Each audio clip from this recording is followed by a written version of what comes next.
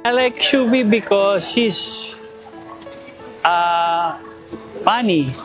She's very nice. Marami. Ano ba bang pwedeng describe sa kanya? I like Shuvi because she is Shuvi.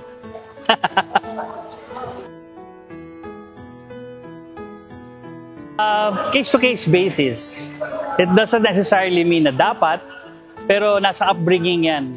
Kapag pinalaki mo ang iyong mga anak na matuto silang maging maayos ang buhay, I'm sure it will come in ng sarili nilang pusa na tumulong.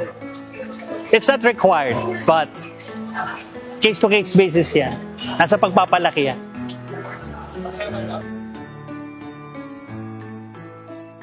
Wala silang karapatan dapat. Kasi mga anak mo yan eh. Inalagaan mo yan hanggat sa lumaki sila. So, dapat alagaan talaga, hindi dapat sinasaktan.